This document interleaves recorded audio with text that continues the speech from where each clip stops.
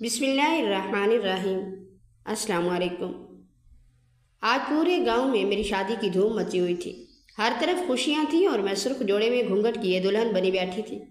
میرا ہونے والا شوہر دبئی میں رہتا تھا، کروڑوں کا مالک اور اتنا حسین کہ پورا گاؤں اس کے حسن کے چرچے کرتا تھا۔ جیسے ہی میرا نکاح شروع ہوا، باہر اچانک شور اٹھا کہ دلہا نے نکاح سے انکار کر دیا۔ حال میں سناٹا چھا گیا اور میرے ابا کا سر جھک گیا۔ لیکن کچھ دیر بعد مولوی صاحب نے خاموشی سے میرا نکاح پڑھا دیا اور مجھے سسرال لے جایا گیا۔ جب میں اپنے کمرے میں پہنچی اور اندر آنے والے دلہا کو دیکھا تو میری آنکھیں پھٹی کی پھٹی رہ گئیں، کیونکہ میں اپنے ماں باپ کی اکلوتی اور بے حد لاڈلی بیٹی تھی، اور میری زندگی کی کہانی کا آغاز ایک ایسے گھرانے میں ہوا جہاں دولت نام کی کوئی چیز نہیں تھی، مگر محبت، احساس اور احسار کا ایسا سمندر ٹھاٹھے مار رہا تھا جس کی مثال پورے گاؤں میں ملنا مشکل تھی۔ میرے امی اور ابو کی شادی کے برسوں بعد تک ان کے ہاں کوئی اولاد نہیں ہوئی تھی۔ ہمارے چھوٹے سے کچے گھر کے صحن میں خاموشی اور ویرانی کا راج رہتا تھا۔ میرے امی اور ابو رات دن سجدوں میں رو رو کر اور تڑپ تڑپ کر اللہ کے حضور بیٹی یا بیٹے کی بھیک مانگتے تھے۔ سالوں کی آہوزاریوں، منتوں، راتوں کے قیام اور سجدوں کی التجاؤں کے بعد بالآخر اللہ تعالیٰ نے ان کی سنسان دنیا پر کرم کیا اور مجھے ان کے گھر میں بھیج کر ان کی ویران اور مرجھائی ہوئی زندگی میں بہار پیدا کر دی۔ میری پیدائش میرے ان غریب اور بے بس ماں باپ کے لیے کسی بہت بڑے معجزے اور آسمانی رحمت سے کم نہیں تھی، کیونکہ میری آمد کے بعد ان کا گھر خوشیوں اور کہکوں سے گونج اٹھا تھا۔ اسی وجہ سے ہمارے چھوٹے سے کچے اور غریبانہ گھر میں مفلسی اور تنگ دستی کا سایہ ہونے کے باوجود میرے امی اور ابو نے مجھے کبھی کسی چیز کی کمی کا احساس نہیں ہونے دیا تھا۔ میں ان کی کل کائنات، ان کی زندگی کا واحد اثاثہ، ان کے دل کی دھڑکن اور ان کی آنکھوں کا تارا تھی۔ میرے ابو، جن کا نام رحمت علی تھا، ایک انتہائی محنت کش، غیرت مند اور نرم دل انسان تھے۔ وہ صبح کا سورج نکلنے سے پہلے ہی، جب پورا گاؤں گہری نیند میں سویا ہوتا تھا، روزی روٹی کی تلاش میں اپنے کچے مکان سے نکل جاتے تھے۔ وہ سخت کڑی دھوپ میں جلا دینے والی گرمی اور ہاتھ پاؤں سن کر دینے والی شدید سردی کی ذرا برابر پرواہ کیے بغیر دہاڑی دار مزدوری کرتے تھے۔ عمارتوں کی تعمیر پر اینٹیں اٹھاتے، بھاری بوجھ ڈھوتے اور سخت محنت مشقت کر کے اپنے ہاتھوں میں دردناک چھالے ڈال کر ہمارے لیے 2 وقت کی حلال روٹی کا انتظام کرتے تھے۔ ان کے ہاتھ مسلسل سخت کام کرنے کی وجہ سے قدرے کھردے اور سخت ہو چکے تھے، اور ان کی کمر پر غربت اور محنت کا بہت بڑا بوجھ تھا۔ لیکن جب وہ شام کو تھکے ہارے، ٹوٹے ہوئے وجود اور پسینے میں شرابور ہو کر گھر کے کچے صحن میں قدم رکھتے تو میں دور سے ان کی آہٹ سن کر بھاگتی ہوئی جاتی اور ان کی ٹانگوں سے لپٹ جاتی اور اپنے چھوٹے چھوٹے معصوم ہاتھوں سے ان کا کپڑے کا تھیلا تھام لیتی۔ میری اس ایک مسکراہٹ اور محبت بھری جھلک کو دیکھ کر میرے ابو کے چہرے سے دن بھر کی تمام تھکن، درد اور تکلیف پل بھر میں غائب ہو جاتی تھی۔ ان کے چہرے پر ایک ایسی پیاری، شفقت بھری اور اطمینان بخش مسکراہٹ ابھر آتی تھی جس سے ہمارا پورا گھر روشن اور منور ہو جاتا تھا، اور وہ اپنے پرانے پیوند لگے کپڑوں اور نیچے سے ٹوٹے ہوئے جوتوں کی ذرا برابر پرواہ نہیں کرتے تھے، مگر میرے لیے روز شام کو مزدوری کے پیسے ملتے ہی کوئی نہ کوئی چھوٹی سی ٹافی، رنگ برنگی مٹھائی یا لکڑی کا بنا ہوا پیارا سا کھلونا ضرور لاتے تھے۔ میری اماں بھی صبح کے سپیدے سے لے کر رات گئے تک گھر کے کام کاج میں خاموشی سے مصروف رہتی تھی۔ وہ مٹی کے چولہے پر لکڑیاں جلا کر کھانا پکاتی، صحن میں لگے نلکے سے پانی بھر کر لاتی، ہمارے کپڑے دھوتی اور ابو کی لائی ہوئی قلیل رقم سے 1-1 روپیہ سنبھال کر رکھتی تاکہ مائرہ کی کسی خواہش، ضرورت یا پڑھائی میں کوئی کمی نہ رہ جائے۔ وہ ہر نماز کے بعد اپنے کامتے ہوئے ہاتھوں کو رب کے حضور اٹھا کر رو رو کر میری لمبی عمر، میری صحت اور میرے بہترین نصیب کی دعائیں مانگتی رہتی تھی۔ ہماری اس چھوٹی سی اور کچی دنیا میں بے پناہ سکون، محبت اور امن کا راج تھا، اور میں اپنے والد کے بیلوس اور مضبوط سائے تلے ایک شہزادی کی طرح پل کر بڑی ہو رہی تھی۔ میرے ابو نے بچپن سے لے کر جوانی تک مجھے کبھی بھول کر بھی نہیں ڈانٹا تھا، اور نہ ہی کبھی مجھ پر اونچی آواز میں بات کی تھی۔ اگر میں بچپن میں کبھی کسی چھوٹی سی بات پر روٹھ جاتی یا کھلونے کے لیے ضد کرنے لگتی تو پورا گھر مجھے منانے میں لگ جاتا تھا۔ میرے ابو مجھے اپنی گود میں اٹھا کر پورے صحن میں گھومتے، مجھے لوریاں سناتے، اور جب تک میرے چہرے پر مسکراہٹ نہ آ جاتی انہیں ایک پل کے لیے بھی چین نہیں ملتا تھا۔ ہمارے پورے گاؤں میں سب لوگ ہی یہ بات اچھی طرح جانتے تھے کہ مائرہ اپنے ماں باپ کی جان ہے، اور اس کا غریب باپ اپنی بیٹی کی ایک مسکراہٹ اور خوشی کے لیے اپنی جان بھی قربان کر سکتا ہے۔ جیسے جیسے میں بچپن کی وادیوں سے نکل کر جوانی کی دہلیز پر قدم رکھ رہی تھی، میری معصومیت اور خوبصورتی بھی کھل کر سامنے آ رہی تھی۔ گاؤں کی تمام عورتیں میری سادگی اور پیاری مسکراہٹ کی تعریف کرتی نہیں تھکتی تھی، مگر میری اس بڑھتی ہوئی عمر کے ساتھ ساتھ میرے ماں باپ کی فکر و تشویش بھی اور خاموشی سے بڑھتی جا رہی تھی۔ وہ رات کو جب میں سو جاتی تو اکثر صحن میں مٹی کے دیے کی روشنی میں بیٹھ کر دھیمی اور غمگین آواز میں باتیں کرتے کہ ہم بے حد غریب اور مفلس ہیں، اور اس دور میں ایک غریب مزدور کے لیے اپنی نازوں سے پلی اکلوتی بیٹی کی کسی اچھے اور عزت دار گھرانے میں شادی کرنا اور اس کے اچھے نصیب بنانا کتنا مشکل اور دشوار کام ہوتا ہے۔ وہ اکثر اس بات پر پریشان ہوتے کہ ان کے پاس مائرہ کو دینے کے لیے کوئی بڑا جہیز یا دولت نہیں ہے، لیکن اس تمام تر غربت، تنگ دستی اور بے کسی کے باوجود میرے والدین کے دل میں یہ مضبوط امید اور ایمان قائم تھا کہ جس اللہ نے ان کو برسوں کی آوزاریوں اور دعاؤں کے بعد مائرہ جیسی بیٹی عطا کی ہے، وہی رحیم رب اس کے نصیب بھی بادشاہوں جیسے بنائے گا اور اس کی زندگی کو خوشیوں سے بھر دے گا۔ میں اپنے گاؤں کے اسکول کی فضاؤں میں پڑھتی لکھتی اور ہنستی کھلکھلاتی ہوئی بڑی ہوتی گئی، اور میری ابتدائی زندگی اپنے والدین کی سچی پاکیزہ اور بے لوث محبت کی چھاؤں میں گزرتی رہی، جہاں اگرچہ غربت کی پرچھائیاں تھیں لیکن دکھ اور غم کا ایک کانٹا بھی میرے وجود کو چھو کر نہیں گزرا تھا۔ اس طرح بچپن سے جوانی تک کا یہ دور میری زندگی کا سب سے پرسکون اور خوبصورت ترین باب تھا، جہاں مجھے صرف اپنے والدین کی بے پناہ محبت اور لاڈ پیار ہی ملا تھا۔ میرے والد کے اکلوتے سگے بھائی یعنی میرے چچا جان، جن کا نام چودھری شہباز تھا، ہماری زندگی کا ایک ایسا روشن اور شاندار باب تھے جن کی داستان پورے خاندان میں اور پورے گاؤں میں سنہری حروف سے لکھی جاتی تھی۔ چچا جان اور میرے ابو سگے بھائی ہونے کے باوجود قسمت اور حالت کے دو مختلف کنارے تھے۔ میرے ابو گاؤں کی سچی مٹی، اپنی غیرت اور اپنی کٹر خودداری میں رہ گئے، جبکہ چچا جان اپنی جوان عمری میں ہی رزق کی تلاش اور ایک اچھے مستقبل کے خواب آنکھوں میں سجائے عرب امارات یعنی دبئی چلے گئے تھے۔ دبئی کی تپتی دھوپ اور بیگانے شہر میں انہوں نے دن رات انتھک محنت و مشقت کی، اپنی ذہن، اپنی تدبیر اور دانش مندی سے آہستہ آہستہ اپنے ایک چھوٹے سے کاروبار کی بنیاد رکھی، اور پھر دیکھتے ہی دیکھتے اللہ نے ان کے رزق میں ایسی برکت ڈالی کہ وہ دبئی کے بہت بڑے تاجر، سیٹھ اور ملٹی ملینئر بن گئے۔ ان کا شمار وہاں کے امیر ترین اور نامور تاجروں میں ہونے لگا۔ ان کے پاس دنیا کی ہر آسائش، مال و دولت، گاڑیاں، شاندار محل نما بنگلوں اور بڑی بڑی کمپنیوں کی کوئی کمی نہیں تھی، لیکن اس تمام تر بے اندازہ دولت اور امارات کے باوجود چچا جان کے دل میں اپنے غریب بھائی، اپنے گاؤں اور میری ذات کے لیے وہی پرانی سچی محبت، خلوص اور عاجزی ہمیشہ قائم رہی۔ وہ جب بھی 2-3 سال کے ایک طویل عرصے کے بعد دبئی سے پاکستان اپنے گاؤں لوٹتے تو ہمارے غریب اور کچے خانے میں عید سے بھی بڑا سما بن جاتا تھا۔ چچا جان ہمارے پاس صرف چند لمحوں کے لیے نہیں بلکہ مخصوص طور پر 2-3 راتیں ہمارے اسی کچے مکان کے صحن میں ہمارے ساتھ گزارتے تھے۔ وہ اپنی چمکتی ہوئی مہنگی گاڑیوں کو باہر کھڑا کر کے ہمارے کچے صحن میں بچھائی گئی پرانی چارپائی پر بیٹھ جاتے اور میرے ابو کو اپنے سینے سے لگا کر ان کا حال احوال پوچھتے تھے۔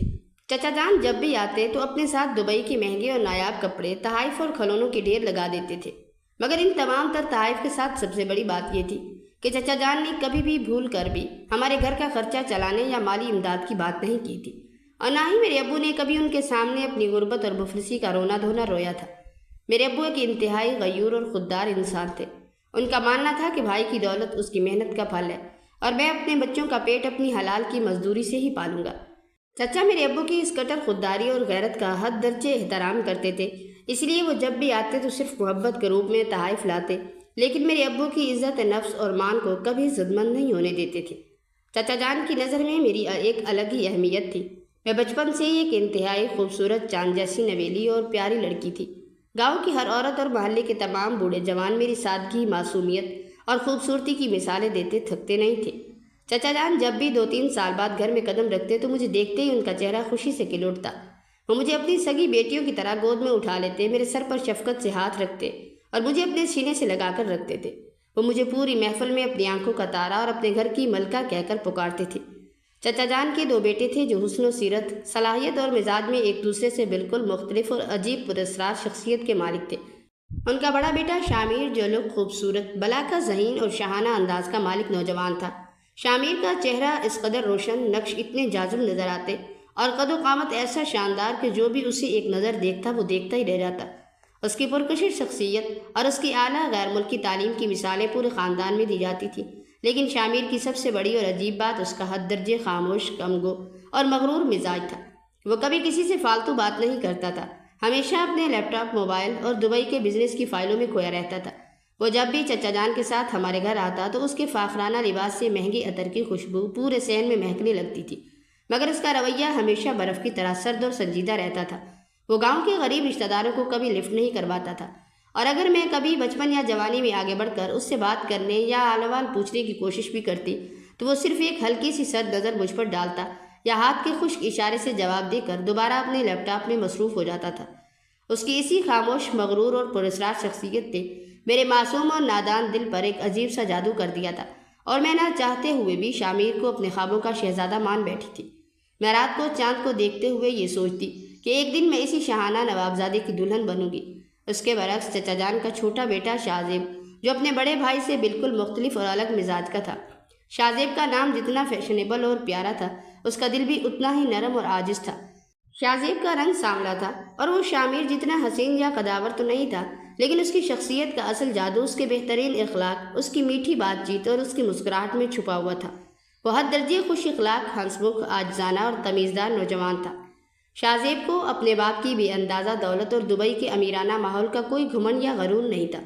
وہ جب بھی 2-3 سال بعد اپنے باپ کے ساتھ ہمارے گھر میں قدم رکھتا تو کسی امیر زادے کی طرح نہیں، بلکہ ہمارے اپنے سگے بیٹے کی طرح ہمارے کچے صحن میں گھل مل جاتا تھا۔ وہ میرے ابو کے ساتھ صحن میں بچھی پرانی چارپائی پر بیٹھ کر گھنٹوں دھیمی آواز میں باتیں کرتا، ان سے گاؤں کی فصلوں کا حال پوچھتا، ان کے ہاتھ چومتا، اور میری اماں کے ہاتھ کا بنا ہوا مٹی کے چولہے کا سادہ کھانا بھی بڑی رغبت، خوشی اور تعریف کر کے کھاتا تھا۔ شاہ کے ساتھ میری بچپن سے ہی ایک بے تکلف اور گہری دوستی تھی۔ وہ مجھ سے کھلم کھلا باتیں کرتا، میری ہر خوشی اور ہر غم کا خیال رکھتا، اور جب بھی دبئی سے پاکستان آتا تو میرے لیے میری پسند کی چھوٹی چھوٹی چیزیں تحفے میں لاتا۔ اس کے ساتھ بات کرتے ہوئے مجھے کبھی کوئی جھجک، خوف یا ڈر محسوس نہیں ہوتا تھا۔ میں شاہ کو ہمیشہ اپنے سگے بھائیوں کی طرح عزیز رکھتی تھی، اور میں نے کبھی خواب میں بھی اس کے بارے میں کسی اور نظر سے نہیں سوچا تھا۔ لیکن چچا جان جب بھی دبئی سے آتے اور ہمارے کچے صحن میں شام کے وقت چائے پیتے ہوئے بیٹھتے تو وہ میرے ابو کے کندھے پر ہاتھ رکھ کر بڑے مان اور پیار سے کہتے کہ بھائی صاحب، میں اپنے اس لاڈلے، مغرور اور شاہانہ بیٹے شامیر کے لیے اپنے اس غریب گھرانے کی چاند جیسی نویلی اور حسین بھتیجی مائرہ کا ہاتھ مانگتا ہوں۔ مائرہ تو میرے بڑے بیٹے شامیر کے نام کی امانت ہے۔ میں اپنی اس ننھی پری مائرہ کو شامیر کی دلہن بنا کر اپنے شاہانہ محل میں لے جاؤں گا اور اسے اپنے گھر کی ملکہ بناؤں گا۔ میرے ابو یہ سن کر مسکرا دیتے اور چچا جان کی محبت کا احترام کرتے ہوئے خاموش رہتے، لیکن اپنی اندرونی خودداری کی وجہ سے کبھی فوراً ہاں نہیں کہتے تھے۔ میں پردے کے پیچھے چھپ کر کھڑی چچا جان کی یہ دل نشین باتیں سنتی تو میرا دل فرط مسرت سے اچھلنے لگتا اور میرا چہرہ شرم سے گلابی ہو جاتا۔ مجھے لگتا تھا کہ شامیر جیسے شاہانہ اور خوبصورت نوجوان کی دلہن بننا میری قسمت کا سب سے بڑا معجزہ ہوگا، جبکہ شاہ مسکرا کر اس بات پر تالیاں بجاتا اور دل سے خوش ہوتا تھا۔ لیکن کسے معلوم تھا کہ ان دونوں بھائیوں کی شخصیت کے پیچھے قسمت کا ایک ایسا ڈرامائی اور ہولناک کھیل چھپا ہوا ہے جو آگے جا کر میری زندگی کو ایک عجیب اور سسپینس سے بھرپور موڑ پر لا کر کھڑا کر دے گا۔ شامیر کے لیے میرے دل کے کسی چور گوشے میں پنپنے والی پسندیدگی اور چاہت کا کوئی عام جذبہ نہیں تھا، بلکہ وہ آہستہ آہستہ میری پوری روح، میری فکر اور میری سوچوں پر حاوی ہو چکی تھی۔ میں دن رات اسی کے خیالوں کے تانے بانے بنتی رہتی۔ میرے لیے وہ کوئی عام انسان نہیں بلکہ ایک ایسا شاہانہ شہزادہ تھا جسے پانا میری زندگی کا سب سے بڑا خواب بن چکا تھا۔ جب بھی چچا جان دبئی سے واپس پاکستان آنے کا پیغام بھیجتے تو میری بے چینی اور خوشی دیکھنے والی ہوتی تھی۔ میں کئی دن پہلے سے ہی اپنے سادے کپڑوں کو سنبھال کر رکھتی، ان کو بار بار دھوتی اور اپنے پوشیدہ سے آئینے کے سامنے کھڑی ہو کر اپنے چہرے کو نہارتی کہ میری سادگی میں شامیر کی نظروں کے لیے کوئی کمی تو نہیں رہ گئی۔ میں پردے کے پیچھے چھپ کر گھنٹوں اس کے راستے کو تکتی رہتی، اور جیسے ہی اس کا فاخرانہ روپ اور چمکتی گاڑی صحن میں داخل ہوتی تو میرے دل کی دھڑکنیں اس قدر تیز ہو جاتی کہ مجھے لگتا کہ باہر کھڑا ہر انسان میرے دل کی دھڑکنے کی آواز سن لے گا۔ شامیر کا لباس، اس کے بولنے کا انداز، اس کی آنکھوں میں چھپی ایک انجانی مغروری اور اس کا حد درجے خاموش مزاج میرے لیے ایک ایسا پراسرار سسپینس بن چکا تھا جس نے مجھے اپنے صحن میں جکڑ لیا تھا۔ میں جب بھی اس کے سامنے مٹی کے برتنوں میں چائے یا شربت کا گلاس لے کر جاتی تو میری کانپتی ہوئی انگلیاں اور جھکی ہوئی پلکیں میری اندرونی حالت کا تمام حال بیان کر دیتی تھی۔ لیکن شامیر کا رویہ ہمیشہ سرد، برفیلا اور لاپرواہی سے بھرا ہوتا تھا۔ وہ میری طرف دیکھے بغیر پیالہ تھام لیتا اور اپنے فون یا لیپ ٹاپ کی دنیا میں کھو جاتا۔ اس کا یہ سرد اور خشک رویہ میرے دل پر تلوار کی طرح لگتا تھا۔ مجھے محسوس ہوتا تھا کہ شاید وہ اپنی امیرانہ دنیا اور اعلیٰ تعلیم کے گھمنڈ میں مجھ جیسی غریب اور سادہ لڑکی کو اپنے قابل نہیں سمجھتا، مگر میرا نادان دل اتنا ضدی تھا کہ وہ شامیر کی ہر تلخی اور سرد مہری کو اس کی ایک ادا مان کر خود کو جھوٹی تسلی دے لیتا تھا۔ میں رات کو اپنے کمرے میں بستر پر لیٹ کر سوچتی کہ جب چچا جان ہماری شادی کا باقاعدہ اعلان کریں گے اور شامیر مجھے اپنی دلہن بنا کر اس محل میں لے جائے گا تو میری محنت اور میری خاموش محبت رنگ لائے گی۔ میں شامیر کو اپنے خلوص اور سچی چاہت سے ایسا بدل دوں گی کہ وہ بھی مجھ سے بے پناہ محبت کرنے لگے گا۔ اس کے برعکس شاہ جو مجھے ہر لمحہ ہنسانے کی کوشش کرتا، میری ہر چھوٹی ضرورت کا خیال رکھتا اور ہر وقت میرے پاس بیٹھ کر مجھ سے گپ شپ لگاتا تھا، میں اس کی اس بے لوث دوستی اور فکر کو صرف ایک سچے بھائی اور اچھے دوست کا درجہ دیتی تھی۔ میں شاہ کے خلوص کو دیکھ کر مسکرا تو دیتی تھی، مگر میرے دل کے تخت پر صرف شامیر کی مغرور شخصیت کا راج تھا۔ شامیر کی ایک نظر کا کرم حاصل کرنے کے لیے میں اپنے پورے وجود کو نچھاور کرنے کے لیے تیار تھی۔ میں اپنے دل ہی دل میں شامیر کو اپنا شوہر اور اپنا ہمسفر مان چکی تھی اور ہر نماز کے بعد رو رو کر اللہ سے صرف اس کی قربت اور اسی کا ساتھ مانگتی تھی۔ مجھے لگتا تھا کہ میری زندگی کی ہر خوشی، ہر رنگ اور ہر خوبصورتی صرف شامیر کی ذات سے جڑی ہوئی ہے، اور اس کے بغیر میری زندگی کا تصور بھی بالکل ویران اور بے معنی ہے۔ بالآخر وہ دن آ ہی گیا جس کا مجھے برسوں سے انتظار تھا، جب چچا نے ہمارے صحن میں بیٹھ کر باقاعدہ طور پر شامیر اور میرا رشتہ طے کر دیا۔ چچا جان نے میرے ابو کے ہاتھ چوم کر کہا تھا، بھائی صاحب، آج سے مائرہ ہماری بیٹی نہیں بلکہ ہمارے شامیر کی ہونے والی دلہن اور ہمارے شاہانہ محل کی ملکہ ہے۔ یہ بات سنتے ہی میرے دل کا دریا خوشی سے طغیانی پر آ گیا تھا۔ میں پردے کے پیچھے کھڑی اپنے آنسوؤں کو پونچھ رہی تھی۔ مجھے لگتا تھا کہ میری سالوں کی خاموش عبادتیں اور سجدوں میں مانگی گئیں دعائیں قبول ہو چکی ہیں۔ شادی کی تاریخ مقرر ہوئی تو ہمارے غریب اور کچے گھر میں جیسے خوشیوں کے پھول کھل اٹھے۔ میرے بوڑھے اور خوددار ابو، جن کی زندگی غربت اور محنت و مشقت میں گزری تھی، انہوں نے اپنی زندگی کی تمام جمع پونجی اپنی اکلوتی بیٹی کی شادی کے جوڑے اور جہیز پر لگا دی۔ وہ صبح سے شام تک بازاروں کے چکر کاٹتے، تھکن سے ان کے پاؤں سوج جاتے، لیکن ان کے چہرے پر ایک باپ کی عجیب سی چمک اور سکون تھا۔ اماں دن رات سلائی مشین پر بیٹھ کر میرے جوڑے تیار کرتی اور گاؤں کی تمام عورتیں ہمارے گھر آ کر اکٹھی ہو کر شادی کے گیت گاتی۔ میں اپنے لیے سرخ اور سنہرے کام والا ایک بے حد خوبصورت عروسی جوڑا پسند کیا۔ جب بھی میں اس جوڑے کو دیکھتی تو مجھے شامیر کا چہرہ یاد آ جاتا کہ جب وہ مجھے اس لال جوڑے میں دیکھے گا تو اس کے دل میں بھی میرے لیے محبت کا دیا جل اٹھے گا۔ شازیب جو ہر قدم پر ہمارے ساتھ تھا، وہ دبئی اور شہر سے گاؤں کے چکر لگاتا اور ہمارے گھر کے کاموں میں ابو کا ہاتھ بٹاتا، بازار سے سامان لاتا، مجھ سے مذاق کر کے کہتا کہ مائرہ بھابھی، اب تو تم ہمارے گھر آ رہی ہو۔ لیکن شامیر کا رویہ شادی کی تاریخ طے ہونے کے بعد بھی بالکل سرد برفیلا اور عجیب رہا۔ اس نے نہ کبھی فون کیا، نہ کبھی محبت کا کوئی پیغام بھیجا، مگر میں نادان اپنے دل کو یہ دلاسا دیتی رہی کہ وہ شرمیلا اور اپنے کام میں مگن رہنے والا انسان ہے۔ شادی کا وہ ہنگامہ خیز اور منتظر دن بھی آ پہنچا۔ ہمارے کچے گھر کے باہر روشنیوں کی وہ چمک تھی جس کا خواب بھی کبھی گاؤں والوں نے نہیں دیکھا تھا۔ پھولوں کے ہار سجائے گئے تھے اور ہر طرف شہنائی کی مدھر اور غمگین دھنیں گونج رہی تھی۔ گاؤں کے تمام غریب اور امیر لوگ ہمارے صحن میں جمع تھے۔ ہر زبان پر مائرہ کی خوش نصیبی کے چرچے تھے کہ ایک غریب مزدور کی اکلوتی بیٹی اتنے بڑے محل کی ملکہ بننے جا رہی ہے۔ میں اپنے کمرے میں سرخ جوڑا پہنے، ہاتھوں پر مہندی سجائے اور منہ پر گھونگھٹ گرائے بیٹھی تھی۔ میرا دل فرط مسرت سے اتنی زور سے دھڑک رہا تھا کہ جیسے ابھی سینے سے باہر نکل آئے گا۔ گاڑیوں کا لمبا قافلہ آ پہنچا۔ بارات ہمارے غریب خانے کے صحن میں داخل ہوئی تو شامیر سرخ اور سنہری شاہانہ لباس میں دلہا بنا داخل ہوا تو ایسا لگتا تھا جیسے کوئی بادشاہ سلامت قدم رجا فرمائے ہوں۔ چچا جان کی آنکھوں میں خوشی کے آنسو تھے اور وہ میرے ابو سے گلے مل رہے تھے۔ قاضی صاحب نے نکاح کے اوراق کھولے، رجسٹر بچھایا گیا اور پورے صحن میں ایک پاکیزہ خاموشی چھا گئی۔ سب لوگوں نے اپنے سانس روک لیے۔ قاضی صاحب نے پہلے مجھ سے اجازت لی اور میں نے تھر تھراتے ہوئے لبوں سے عجاب قبول کی، ہاں کہہ دی۔ اس کے بعد قاضی صاحب بڑے احترام کے ساتھ دلہا یعنی شامیر کی طرف بڑھے اور جیسے ہی قاضی صاحب نے شامیر کا نام لے کر نکاح کا جملہ ادا کرنا شروع کیا تو پورے صحن میں ایک ایسا ہولناک اور ڈرامائی زلزلہ آیا جس نے ہر انسان کے پاؤں تلے سے زمین نکال دی۔ شامیر جو اب تک خاموش اور سرد منہ بنائے بیٹھا تھا، وہ اچانک اپنی جگہ سے چھلانگ لگا کر کھڑا ہو گیا۔ اس کے چہرے پر شدید نفرت، بغاوت اور غصے کے خوفناک تاثرات تھے۔ اس نے قاضی صاحب کا ہاتھ پیچھے دھکیلا اور بلند کڑوی اور زہریلی آواز میں چلاتے ہوئے کہا، قاضی صاحب فوراً رک جائیے اور اپنا یہ رجسٹر بند کر دیجیے۔ میں یہ نکاح، یہ ڈرامہ اور یہ جھوٹا رشتہ ہرگز نہیں کر سکتا۔ شامیر کی اس ہولناک چیخ کا صحن میں گونجنا تھا کہ جیسے بھرے مجمع میں کسی نے بم پھاڑ دیا۔ صحن میں موجود ہر انسان کا سانس اٹک گیا۔ شہنائیوں کی آوازیں پل بھر میں خاموش ہو گئی اور ایک ایسا سنسان اور بھیانک سناٹا چھا گیا کہ جس میں انسان کی اپنی دھڑکنیں سنائی دینے لگی۔ شامیر کے والد یعنی میرے چچا کا چہرہ فق ہو گیا۔ وہ کانپتے ہوئے آگے بڑھے اور شامیر کا بازو پکڑ کر بولے، شامیر یہ تم کیا بکواس کر رہے ہو؟ تمہارا دماغ تو ٹھیک ہے، یہ نکاح کا وقت ہے۔ لیکن شامیر نے اپنے باپ کا ہاتھ جھٹک دیا اور اونچی آواز میں بولا، بابا اب بس بہت ہو گیا، میں آپ کے اس ناٹک میں مزید نہیں پیستا۔ میں اس غریب اور سادہ دیہاتی لڑکی مائرہ سے کبھی شادی نہیں کر سکتا اور نہ ہی میں اسے اپنے قابل سمجھتا ہوں۔ میں دبئی میں ایک دوسری لڑکی سے شدید محبت کرتا ہوں اور اسی سے شادی کروں گا۔ آپ لوگوں نے زبردستی مجھے جائیداد کی دھمکی دے کر یہاں بٹھایا تھا، لیکن میں اب کسی صورت اس لڑکی کی زندگی برباد نہیں کروں گا۔ مجھے یہ شادی اور یہ لڑکی اپنے لیے کسی صورت منظور نہیں ہے۔ شامیر کے یہ زہریلے اور سنگ دلانہ الفاظ جیسے ہی میرے کانوں میں پڑے تو یوں لگا جیسے میرے نازک وجود پر پورے مکان کی چھت اور آسمان گرا ہو۔ میرے ہاتھوں کی مہندی جیسے خون کے رنگ میں بدل گئی۔ میرے خواب، میرے ارمان، میری سالوں کی پاکیزہ محبت ایک سیکنڈ میں چکنا چور ہو کر مٹی میں مل گئی۔ گھونگھٹ کے اندر میری آنکھوں سے آنسوؤں کا ایسا طوفان جاری ہوا جس نے میرے چہرے کے روپ کو دھو ڈالا۔ میرے بوڑھے اور غیور ابو، جن کی عزت پر پورے گاؤں میں کوئی انگلی نہیں اٹھا سکتا تھا، ان کا چہرہ زرد پڑ گیا۔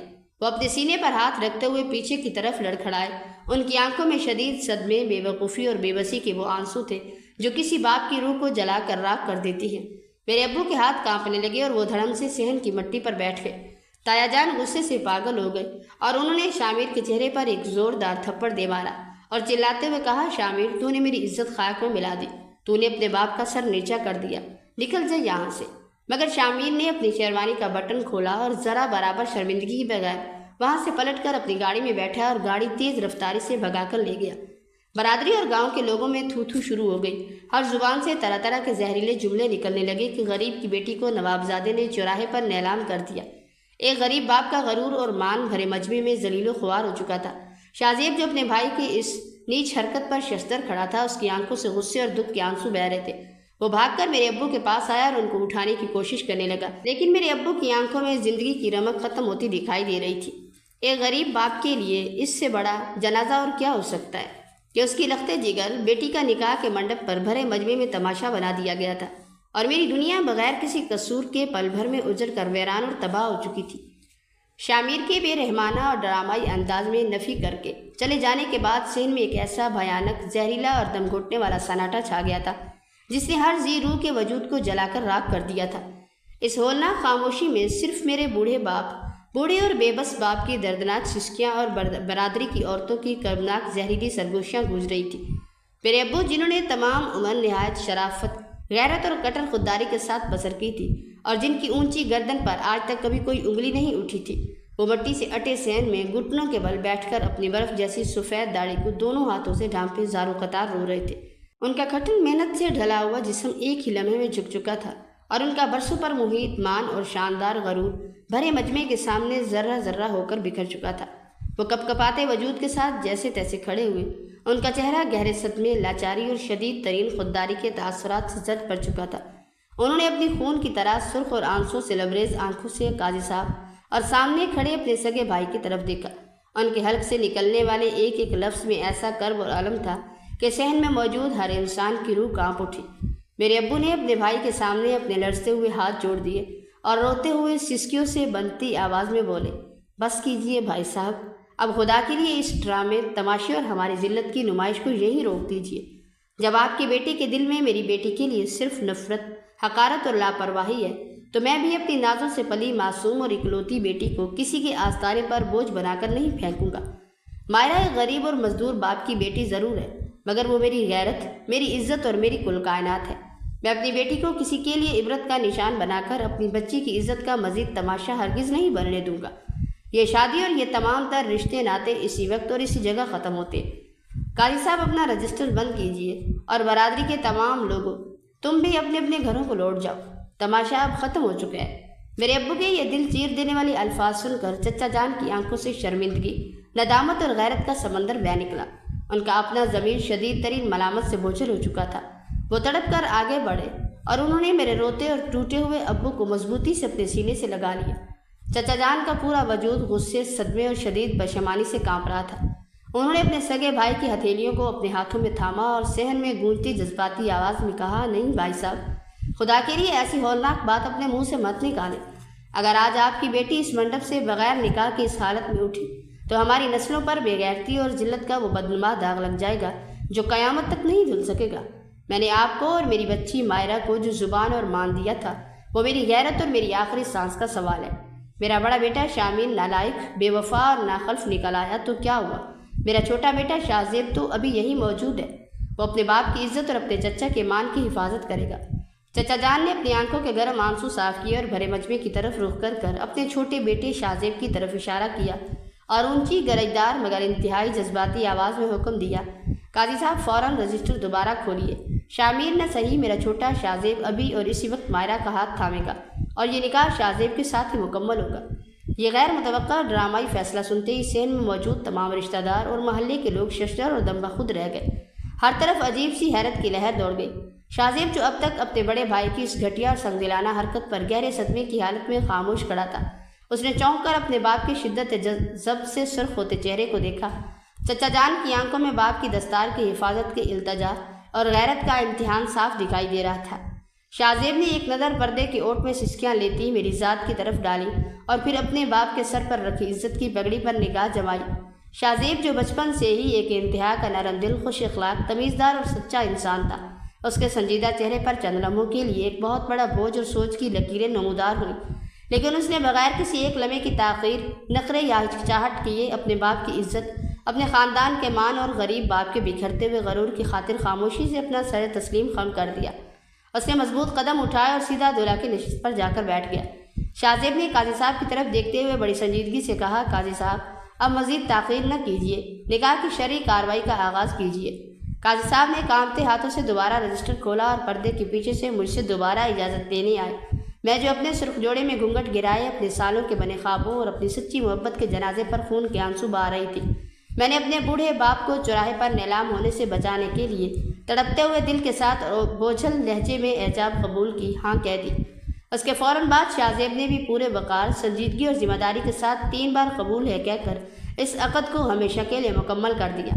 جس شاہزیب کو میں نے اپنی پوری زندگی صرف ایک اچھا دوست، ہمدرد اور بھائیوں کے درجے میں رکھا تھا، وہ انسان چند خوفناک اور ڈرامائی سینکڑوں کے اندر میری قسمت کا مالک اور میری زندگی کا شوہر بن کر میرے سامنے موجود تھا۔ ایک غریب باپ کی ٹوٹتی غیرت، ایک ہنستے کھیلتے خاندان کی بربادی اور ایک بیٹی کے اجڑتے ہوئے وجود کو شاہزیب کی اس بے مثال قربانی اور احسان نے ٹوٹنے سے بچا لیا تھا۔ نکاح کا بندھن بن جانے کے بعد جب میری رخصتی ہو کر میں شاہزیب کے ساتھ ان کی گاڑی میں بیٹھ کر ان کے شاہانہ محل نما بنگلے میں پہنچی تو میرا پورا وجود ایک لرزتے ہوئے پتے کی مانند کانپ رہا تھا۔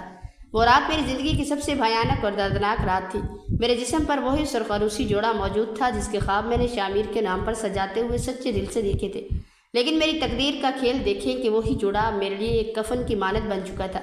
شاہزیب نے بڑے احترام اور نرمی سے میرے کمرے کا دروازہ کھولا اور مجھے اندر لے جا کر نفاست سے سجائی گئی سیج پر بیٹھنے کا اشارہ کیا، لیکن میرے دل میں شامیر کے دیے ہوئے دھوکے کی ایسی شدید آگ بھڑک رہی تھی اور دل پر صدمے کا ایسا بھاری بوجھ تھا کہ مجھے اپنے سامنے کھڑا شاہزیب شوہر کے روپ میں ایک لمحے کے لیے بھی برداشت نہیں ہو رہا تھا۔ میں نے اپنے ہاتھوں کی مہندی کو دیکھا تو مجھے شامیر کی وہ تلخ اور زہریلی نفی یاد آ گئی، اور جیسے ہی شاہزیب نے انتہائی ہمدردی سے میری طرف ایک قدم بڑھایا اور بولا کہ مائرہ تم اپنے کپڑے تبدیل کر لو اور آرام کر لو، تو میرا ضبط ٹوٹ گیا۔ میں نے نفرت اور غصے سے بھرپور نظروں سے شاہزیب کی طرف دیکھا اور پیچھے ہٹ کر چیخ پڑی کہ مجھے ہاتھ مت لگانا اور میرے پاس آنے کی کوشش بھی مت کرنا۔ تم سب نے مل کر میرے ساتھ یہ کھیل کھیلا ہے۔ میں تم سے کبھی شادی نہیں کرنا چاہتی تھی، تم میرے لیے صرف ایک بھائی جیسے دوست کی طرح تھے۔ میں تمہاری بیوی کبھی نہیں بن سکتی تھی اور نہ ہی تمہیں اپنے شوہر کا درجہ دے سکتی ہوں۔ شاہزیب نے میری یہ تلخ اور چبھتی ہوئی باتیں سنی تو اس کے چہرے پر ایک ثانیے کے لیے شدید تکلیف اور رنج کی لہر دوڑ گئی، لیکن اس نے اپنے چہرے پر ذرا بھر غصہ یا تلخی نہیں آنے دی۔ اس نے ایک گہری سانس لی اور نہایت تدبر اور تحمل اور شائستگی کے ساتھ اپنے قدم پیچھے ہٹا لیے۔ اس نے نہایت دھیمی اور شفقت سے بھری آواز میں کہا کہ مائرہ، میں تمہارے اس صدمے، تکلیف اور تمہارے دل کے جذبات کو بہت اچھی طرح سمجھ سکتا ہوں۔ تمہارے ساتھ جو کچھ ہوا وہ بہت غلط ہوا ہے اور تمہیں مجھ سے یا اس رشتے سے نفرت کرنے کا پورا حق ہے۔ میں تم پر اپنے شوہر ہونے کا کوئی حق یا زبردستی کبھی نہیں جتاؤں گا۔ میں تمہاری اس تکلیف میں تمہارا ہمسفر بن کر تمہیں سنبھالنے کی کوشش کروں گا۔ تم جب تک چاہو مجھے وقت دو، میں کبھی تمہاری مرضی کے بغیر تمہارے قریب نہیں آؤں گا۔ شاہزیب کا یہ صبر اور اس کی یہ نرمی دیکھے بغیر میں نے اپنا منہ دوسری طرف موڑ لیا اور رو رو کر سو گئی۔ اس کے بعد کے دن میری زندگی کا سب سے کٹھن اور صبر آزما امتحان بن گئے۔ میں شاہزیب کی اتنے بڑے اور پرتعیش گھر میں رہتے ہوئے بھی خود کو بالکل اکیلی اور بکھری ہوئی لڑکی محسوس کرتی تھی۔ شاہزیب روزانہ صبح جلدی اٹھ کر خاموشی سے تیار ہوتا اور بزنس کے کاموں میں مصروف ہو جاتا۔ وہ جب بھی رات کو واپس لوٹتا تو اپنے ساتھ میری پسند کا کھانا یا کوئی نہ کوئی چھوٹی سی خوشی لاتا، لیکن میں اس کا سامنا کرنے سے کتراتی تھی۔ میں دن بھر کمرے میں بند رہتی، شامیر کی یاد میں خون کے آنسو بہاتی اور خود کو نصیب و جلی سمجھ کر بستر پر پڑی رہتی تھی۔ جب بھی شاہزیب کمرے میں داخل ہوتا تو میں فوراً اپنا رخ موڑ لیتی یا وہاں سے اٹھ کر دوسرے کونے میں جا بیٹھتی۔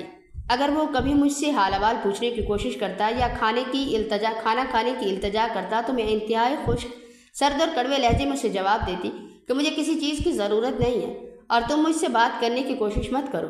لیکن شاہزیب کا صبر اور ظرف اتنا بڑا تھا کہ اس نے کبھی ایک بار بھی پلٹ کر مجھ پر غصہ نہیں کیا۔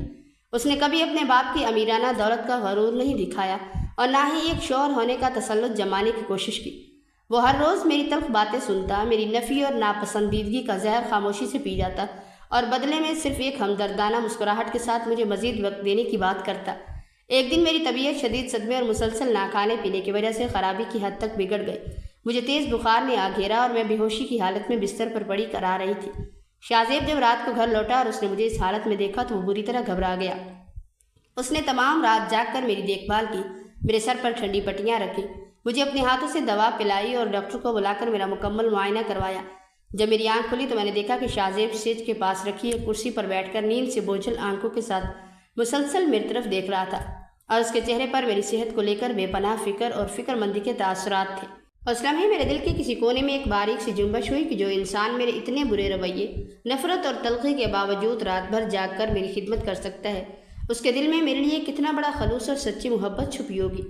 شاہ زیب نے جیسے ہی مجھے ہوش میں آتے دیکھا تو اس کے مرجھائے ہوئے چہرے پر ایک دم سے خوشی کی چمک آ گئی۔ اس نے فوراً آگے بڑھ کر ٹھنڈا پانی کا گلاس مجھے تھمایا اور کہا کہ اب تم کیسی محسوس کر رہی ہو؟ تم نے کھانا پینا چھوڑ کر اپنی یہ کیا حالت بنا لی ہے؟ اگر تمہیں کچھ ہو جاتا تو تمہارے ابو کو میں کیا جواب دیتا؟ شاہ زیب کا یہ جملہ سنتے ہی میری آنکھوں سے آنسو جاری ہو گئے۔ اس نے مجھے سنبھالا اور بڑے پیار سے سمجھاتے ہوئے کہا، مائرہ، صدمے اور دکھ انسان کو توڑ دیتے ہیں لیکن زندگی رکتی نہیں ہے۔ شامین نے تمہاری محبت کی قدر نہیں کی، لیکن اس کا مطلب یہ نہیں کہ دنیا میں سچائی اور خلوص ختم ہو گیا۔ میں تمہیں کبھی اپنی محبت قبول کرنے پر مجبور نہیں کروں گا۔ میں صرف یہ چاہتا ہوں کہ تم اپنی زندگی میں مسکرانا شروع کر دو اور خود کو اس غم کی چتا میں جلانا بند کر دو۔ شاہ زیب کی یہ باتیں میرے سخت دل کو آہستہ آہستہ موم کرنے لگی۔ اس کے مسلسل صدمے کو برداشت کرنے، میری ہر تلخ بات کو صبر سے سہنے اور مجھے پورا وقت اور عزت دینے کے اس تدبرانہ انداز نے میرے دل کے زخموں پر مرہم لگانا شروع کر دیا تھا۔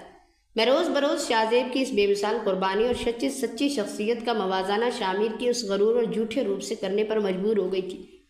مجھے احساس ہونے لگا تھا کہ جو ظاہری حسن میں نے شامیر میں تلاش کیا تھا وہ محض ایک کھوکھلا سراب تھا، جبکہ شاہ زیب کی سیرت کا حسن، اس کا صبر اور اس کا خلوصی زندگی کا اصل سچ اور سب سے بڑا سہارا تھا۔ شاہ زیب نے مہینوں تک اپنے شوہرانہ حقوق کا مطالبہ کیے بغیر میری ناپسندیدگی کو برداشت کیا اور مجھے وہ وقت دیا جس کی مجھے اپنے ٹوٹے وجود کو سمیٹنے کے لیے شدید ضرورت تھی۔ کچھ عرصہ مزید اسی طرح بیت گیا اور میں اپنے دل کے درد، شدید کرب اور مایوسی کی بھیانک اندھیروں میں مسلسل بھٹکتی رہی۔ شاہ زیب کا بے پناہ صبر، اس کی بے لوث محبت اور اس کا لاجواب رویہ اپنی جگہ پوری مضبوطی سے قائم تھا، لیکن میرے اندر شامیر کے دیے ہوئے دھوکے کا صدمہ اس قدر گہرا تھا کہ وہ مجھے اس مقدس رشتے کو مکمل طور پر اپنانے اور شاہ زیب کو شوہر کا درجہ دینے سے مسلسل روکے ہوئے تھا۔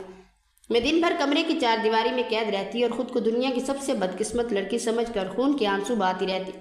اسی اثناء میں میری اماں چند دنوں کے لیے ہمارے اس عظیم الشان شاہانہ محل نما گھر میں مجھے ملنے اور میرا حال احوال جاننے کے لیے آئیں۔ جب انہوں نے میرے مرجھائے ہوئے چہرے کی زردی، میری خاموشی، میری آنکھوں کے نیچے پڑے سیاہ حلقے اور شاہ زیب کے ساتھ میرے قائم کردہ فاصلے کو محسوس کیا تو ان کا مادری دل تڑپ اٹھا۔ وہ ایک ماں تھی اور اپنی بیٹی کے دل میں جاری جنگ کو بہت اچھی طرح پڑھ سکتی تھی۔ ایک شام جب شاہ زیب اپنے بزنس کے کاموں کے سلسلے میں گھر سے باہر گیا ہوا تھا تو اماں آہستہ سے قدم اٹھاتی ہوئی میرے کمرے میں آئیں اور بڑی شفقت سے میرے پاس سیج پر بیٹھ گئی۔ انہوں نے بڑے پیار، ممتا اور درد سے بھرا ہوا اپنا ہاتھ میرے لرزتے ہوئے ہاتھوں میں تھام لیا۔ ان کی آنکھوں میں ممتا کی بے انتہا تڑپ اور بصیرت کی ایک خاص چمک تھی۔ انہوں نے مجھے کھینچ کر اپنے سینے سے لگایا اور میرے سر پر ہاتھ پھیرتے ہوئے نہایت دھیمے اور مؤثر لہجے میں سمجھاتے ہوئے کہا کہ میری پیاری بچی مائرہ، جو کچھ نکاح کے منڈپ پر ہوا وہ تمہاری قسمت کا ایک لکھا ہوا کٹھن کھیل تھا، لیکن اس آزمائش کے بعد جو انسان تمہیں شوہر کے روپ میں ملا ہے وہ تمہاری زندگی کے لیے خدا کی طرف سے بھیجی گئی ایک بے مثال اور انمول نعمت ہے۔ شامیر تو صرف ایک چمکتا ہوا کھوکھلا سراب تھا جس کے پاس نہ رشتوں کا کوئی احترام تھا اور نہ ہی تیرے غیور باپ کی عزت اور سفید داڑھی کی کوئی قدر قیمت تھی۔ وہ اپنے غرور اور دولت کے نشے میں اندھا تھا، لیکن دوسری طرف شاہ زیب کو دیکھو، اس نے بغیر کسی ذاتی غرض، بغیر کسی لالچ اور بغیر کچھ سوچے سمجھے صرف اپنے باپ کی عزت اور تیرے باپ کے بھرے بچپے میں جھکتی ہوئی غیرت کو سنبھالنے کے لیے اپنا پورا وجود اور اپنی پوری زندگی قربان کر دی۔ جو مرد کسی عورت کو اس کی سب سے مشکل، دردناک اور ذلیل ہوتی حالت میں اٹھا کر اپنے سر کا تاج بنا لے اور پھر مہینوں اس کی تلخیاں، اس کی نفی اور اس کی نفرت خاموشی سے برداشت کر کے بھی اسے پلٹ کر ایک کڑوا لفظ نہ کہے، اس سے بڑھ کر سچا ظرف والا اور محبت کرنے والا شوہر تجھے پوری کائنات میں کہیں نہیں مل سکتا۔ تو ایک کھوکھلے سانپ کے پیچھے اپنے اس سچے ہیرے کو ٹھکرا رہی ہے اور اپنی نادانی سے اپنی بسی بسائی دنیا کو خود اپنے ہاتھوں سے بہ ویران کر رہی ہے۔ اماں کی ان سنہری حقیقت سے بھرپور اور مستقیم دل میں اتر جانے والے الفاظ نے میرے دل کی تمام بند گرہوں کو ایک ہی جھٹکے میں کھول کر رکھ دیا۔ میرے ذہن پر چھائی ہوئی صدمے کی تمام دھن چھٹنے لگی اور مجھے اپنے سراسر نادانی، اب بے وقوفی اور شاذب کی عظیم ظرف اور عظمت کا کامل احساس ہونے لگا۔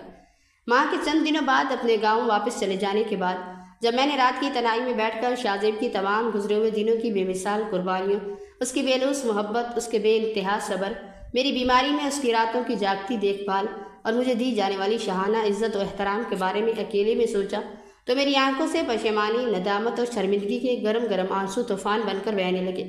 مجھے اپنے انتہائی برے رویے، اپنی تلخیوں اور اپنی ضد پر شدید شرمندگی محسوس ہوئی کہ میں نے کتنے عرصے تک ایک سچے، پاکیزہ اور ہیرے جیسے انسان کی قدر نہیں کی اور ایک دھوکے باز اور کھوکھلے عکس کے پیچھے اپنی زندگی برباد کرتی رہی اور شاذیب کے نازک دل کو مسلسل دکھاتی رہی۔ اسی رات جب شاذیب اپنے تمام کاموں سے فارغ ہو کر رات کے آخری پہر گھر واپس لوٹا اور معمول کے مطابق انتہائی عاجزی، محبت اور مسکراہٹ کے ساتھ میرے لیے گرم کھانا اور تازہ پھولوں کا گلدستہ لے کر کمرے میں داخل ہوا تو میں مزید اپنے جذبات پر قابو نہ رکھ سکی۔ میں فوراً اپنی جگہ سے اٹھی اور تمام جھجک اور فاصلے کو مٹا کر سیدھا جا کر شاذیب کے سینے سے لگ گئی۔ میری سسکیوں کا بندھن پل بھر میں ٹوٹ گیا۔ میں نے اس کا ہاتھ انتہائی مضبوطی سے تھام کر زاروں قطار روتے ہوئے کہا کہ شاذیب، مجھے خدا کے لیے معاف کر دو۔ میں بہت نادان، ناچار اور اندھی تھی جو تمہارے اتنے بڑے ظرف، تمہارے صبر اور تمہاری سچی محبت کو دیکھ نہ سکی۔ تم ہی میری قسمت کا سب سے حسین اور خوبصورت معجزہ ہو اور میں آج اپنے پورے ہوش و حواس میں اپنے سچے دل کی گہرائیوں سے تمہیں اپنا شوہر، اپنا ہمسفر اور اپنی پوری کائنات تسلیم کرتی ہوں۔ شاذیب نے جب میرے ان سچے جذبات، آنسوں اور دل کی تبدیلی کو محسوس کیا تو اس کے چہرے پر ایک عجیب سا رخشان سکون، اطمینان اور بے انتہا خوشی کی چمک پھیل گئی۔ اس نے بڑے پیار اور احترام سے اپنے نرم ہاتھوں سے میرے چہرے کے تمام آنسو پونچھے اور مجھے اپنے وجود کی پناہ میں سمیٹتے ہوئے کہا کہ مائرہ، میں نے ہمیشہ تمہارے اس دل کے بدلنے کا انتظار کیا ہے اور آج میری ہر قربانی، میرا ہر دکھ اور میرے سالوں کا صبر رنگ لے آیا ہے۔ اس روب کے بعد ہمارے درمیان سے تمام فاصلے، تمام جھجک، تمام گلے شکوے اور تمام پرانی تلخیاں ہمیشہ کے لیے ختم ہو گئی اور پورا وجود شاذیب کی بے پناہ محبت، عزت اور احترام کے سچے رنگ میں پوری طرح رنگا گیا۔ دوسری طرف شامیر کی زندگی کا منظر بالکل مختلف اور انتہائی خوفناک رخ اختیار کر چکا تھا۔ اپنے باپ اور برادری کی عزت کو چوراہے پر نیلام کرنے کے بعد شامیر خاموشی سے ملک چھوڑ کر دبئی چلا گیا تھا اور وہیں مقیم تھا۔ دبئی میں شامیر کی ملاقات نتاشا نامی ایک انتہا کی خود غرض اور مغرور اور بد تہذیب لڑکی سے ہوئی۔ نتاشا نے شامیر کے دل پر ایسا جادو چلا رکھا تھا کہ وہ اس کے عشق اور حسن کے فریب میں یکسر اندھا ہو چکا تھا۔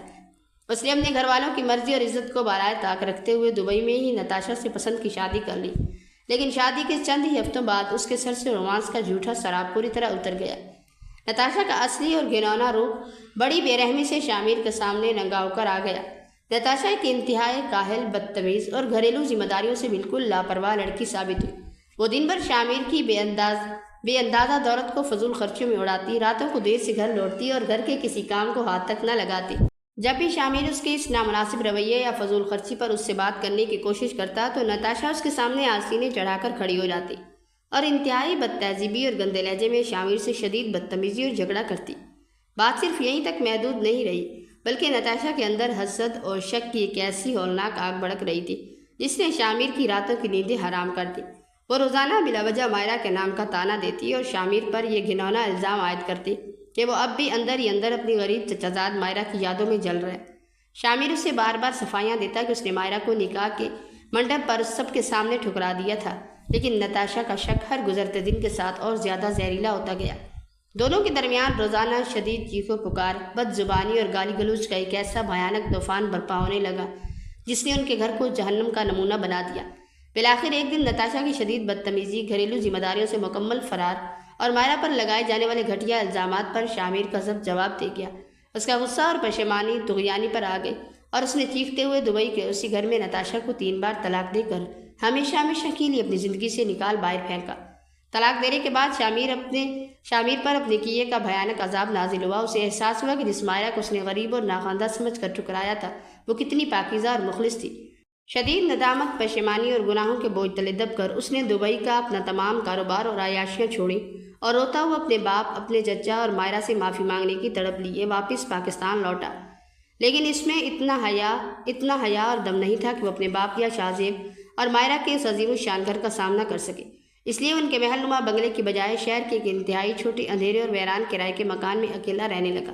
وہ روزانہ چھپ چھپ کر شاہ زیب کی گاڑی کو اپنے باپ اور مائرہ کو خوشی خوشی لے جاتے ہوئے دیکھتا اور خون کے آنسو بہاتا۔ جس مائرہ کو اس نے ٹھکرایا تھا آج وہ شاہ زیب کے ساتھ ملکہ بن کر انتہائی عزت، سکون اور احترام کی زندگی بسر کر رہی تھی، جبکہ شامیر اپنے بوڑھے باپ کی پامال کی گئی دستار، اپنے چچا کی بد دعاؤں اور مائرہ کی آنکھ کے بوجھ تلے دب کر اس چھوٹے سے کمرے میں ذلت، تنہائی اور سسکیوں کے ساتھ ایک زندہ لاش کی طرح عبرت کا نشان بنا اپنی باقی سانسیں گن رہا تھا۔ شامیر کے اس عبرتناک انجام اور ویران اندھیروں میں کھو جانے کے بعد میری اور شاہ زیب کی زندگی میں محبت، سکون اور بے انداز خوشیوں کی ایک نئی اور نکھری ہوئی صبح کا آغاز ہوا۔ وقت تیزی سے گزرتا گیا اور شاہ زیب کی بے پناہ محبت، اس کی بے لوث سداد اور مجھے دی جانے والی شاہانہ عزت نے میرے دل کے ہر پرانے زخم کو مرہم لگا کر بالکل بھر دیا تھا۔ خدا نے ہمارے اس پاکیزہ اور مضبوط رشتے کو مزید خوبصورت بنانے کے لیے ہمیں دو پیارے، صحت مند اور پھولوں جیسے بچوں سے نوازا، جن کی معصوم بچوں جیسی ہنسی اور کلیوں جیسے مسکراہٹوں سے میرا پورا گھر اور زندگی جنت کا نمونہ بن گئی۔ جب بھی میں اپنے دونوں بچوں کو شاہ زیب کے ساتھ کھیلتے ہوئے دیکھتی ہوں یا شاہ زیب کو اپنے بوڑھے ابو کی ایک سگے بیٹے سے بڑھ کر خدمت اور احترام کرتے ہوئے دیکھتی ہوں تو میرا دل خدا کے حضور شکر کے آنسوؤں سے بھر جاتا ہے۔ مجھے شامیر کے اس کھوکھلے پن اور شاہ زیب کی اس بے مثال قربانی کو یاد کر کے دل کی گہرائیوں سے یہ کامل احساس ہوتا ہے کہ انسان کا ظاہری حسن، اونچی باتیں اور گاڑی بنگلے محض ایک وقتی، کھوکھلا اور عارضی سراب ہوتے ہیں جن کی کوئی سچی حقیقت نہیں ہوتی، جبکہ زندگی کا اصل سچ، باقی خوبصورتی، اصلی سچی دولت اور دائمی سکون صرف دل کی صفائی، پاکیزہ سیرت اور رشتوں کا احترام، عزت اور دائمی وفاداری میں ہی پوشیدہ ہوتا ہے۔ وہی عورت سب سے زیادہ خوش نصیب ہوتی ہے جسے شاہ زیب جیسا ظرف والا، غیور اور سچے دل سے محبت کرنے والا ہم سفر مل جائے۔ اور آج میں اپنے پورے وجود سے اپنی تقدیر پر نازا تھی کہ میری زندگی کا ہر لمحہ شاہ زیب کی سچی محبت، عزت اور احترام کی چھاؤں میں خوشیوں کے ساتھ بسر ہو رہا تھا۔ میرے عزیزوں، اس کہانی کا سب سے بڑا اور خوبصورت سبق یہ ہے کہ ایک سچے اور غیور بھائی نے مشکل ترین وقت میں اپنے غریب بھائی کا ہاتھ کبھی نہیں چھوڑا، بلکہ اس کا جھکتا ہوا سر فخر سے بلند کیا اور اس کی بیٹی کو اپنے گھر کی ملکہ اور عزت بنایا۔ اپنے غریب رشتوں کا سہارا بننا، ان کے دکھ درد میں کام آنا اور ان کی عزت کی حفاظت کرنا کوئی عیب یا احسان نہیں، بلکہ انسان اور رشتوں کی سب سے بڑی معراج ہے۔ ظاہری چمک اور دولت تو عارضی چیزیں ہیں، لیکن اپنے غریبوں کی مدد کرنا، ان کا مان رکھنا اور رشتوں کے مقدس احترام کو قائم رکھنا ہی وہ سچی محبت ہے جو دنیا میں بھی عزت دیتی ہے اور آخرت میں بھی رب کے حضور سرخرو کرتی ہے۔ یا رب العزت، یا ارحم الراحمین تو ہر ٹوٹے ہوئے دل کی صدا سنتا ہے اور ہر بے بس انسان کے بن کہے درد کو جانتا ہے۔ آج اپنے کرم سے تمام خلق خدا پر اپنی خاص رحمتوں کی بارش فرما دے۔ اے اللہ، جن کے دل کسی انجانے صدمے، ماضی کے زخموں یا رشتوں کی بے وفائی سے زخمی اور بوجھل ہیں، تو اپنے غیب کے خزانوں سے ان کے دلوں کو سکون اور قرار عطا کرتے۔ جن بوڑھے والدین کی آنکھیں اپنی اولاد کی خوشیوں اور عزت کے لیے ترستی ہیں، ان کے سروں کی دستار کو ہمیشہ اونچا رکھنا اور کسی باپ کی غیرت اور کسی ماں کی ممتا کو بھرے مجمع میں کبھی ذلیل اور رسوا نہ ہونے دینا۔ یا پروردگار، جو بیمار ہیں، جو تنہا ہیں یا جو زندگی کے مشکل ترین امتحانوں سے گزر کر ہمت ہار رہے ہیں، ان کا ہاتھ تھام لے اور ان کے لیے ایسے وسیلے پیدا کر دے جن کا انہوں نے کبھی گمان بھی نہ کیا۔ اے ہمارے پروردگار، ہماری زندگیوں سے غرور، خود غرضی اور دکھاوے کا اندھیرا مٹا کر ہمارے اندر سچا ظرف، صبر اور محبت پیدا کر دے تاکہ ہم دوسروں کی خوشیوں کی وجہ بن سکیں۔ ہماری خطاؤں اور نادانیوں کو درگزر فرما کر ہماری جھولیوں کو دائمی خوشیوں، حلال روزی، رزق اور دائمی سکون سے بھر دے۔ آمین یا رب العالمین۔ میں آپ سب بہن بھائیوں کا کن الفاظ میں شکریہ ادا کروں؟ میرے پاس تو شاید وہ لفظ ہی نہیں ہیں جو میرے دل کے جذبات کو بیان کر سکے۔ آپ لوگوں نے جس طرح مجھے اتنا پیار دیا، اتنی محبت سے بھرپور کمنٹس اور میسیجز کیے، اس نے میرے ٹوٹے ہوئے دل کو ایک نیا آسرا اور ہمت دی ہے۔ آپ سب جانتے ہیں کہ زندگی ہر ایک کے لیے ایک جیسی آسان نہیں ہوتی۔ میرے پاس اتنی سہولیات یا وسائل تو نہیں ہیں، بیماریاں اور جسمانی تھکن بھی راستے میں رکاوٹ بنتی ہیں، مگر ان تمام تکالیف اور گھٹن حالات کے باوجود میں دن رات صرف اس لیے محنت کرتی ہوں تاکہ ایک باوقار طریقے سے اپنا رزق کما سکوں۔ اور جب آپ لوگ میری اس چھوٹی سی محنت کو اتنی محبت سے سراہتے ہیں تو میری ساری تھکن، سارے درد پل بھر میں غائب ہو جاتے ہیں۔ واللہ آپ کا ایک ایک پیارا کمنٹ میرے لیے کسی بڑی نعمت سے کم نہیں ہوتا۔ آپ سب کا یہ ساتھ، یہ تعاون اور یہ بے لوث محبت ہی میری اصل طاقت ہے۔ میں اپنے رب کی ذات کے بعد آپ تمام دیکھنے والوں کا تہہ دل سے شکر گزار ہوں کہ آپ نے اس مشکل سفر میں مجھے اکیلا نہیں چھوڑا اور مجھے اتنا مان دیا۔ بس دعا ہے کہ مالک آپ سب کو ہمیشہ خوش اور آباد رکھے اور میری اس محنت کو یوں ہی آپ کے دلوں میں جگہ ملتی رہے۔ آپ کا بہت بہت شکریہ۔